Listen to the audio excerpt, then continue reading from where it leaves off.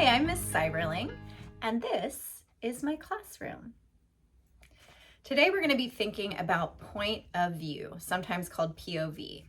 So whoever is telling the story really shifts and changes how that story is delivered.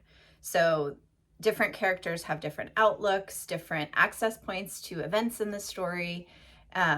They might have a negative view of what's going on, a positive point of view. So even if you have the same story idea, if you told it from the point of view of the mom, it's going to be a different story than if it's told from the point of view of the daughter or the dog or the teacher or whoever has sort of access to the story.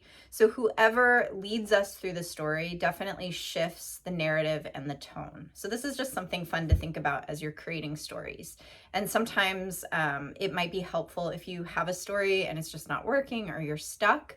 Maybe just as an exercise, shift whose point of view that you're in. It might unlock something, or maybe you realize that the story is better told through a different character's perception. So here's what we're going to do for our prompt today. So this is my book, the Young Writer's Fiction Workbook. It is available on Amazon, and each section has a different story element or craft technique, and then offers prompts to practice those things.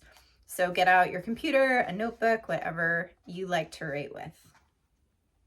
I want you to choose something that is alive but not human, like a houseplant, a ladybug, a cockroach, a tree, a couch.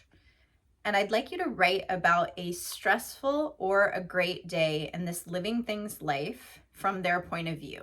It doesn't have to be a living thing. You could do something that is totally not living. But I want you to give whatever it is human emotions. So that might open up something. See what you come up with. And I look forward to hearing about it. Write about what it is that you wrote about in the comments if you like. All right, next up, we will have some other writing element. I hope you have a great day, and I'll see you again soon.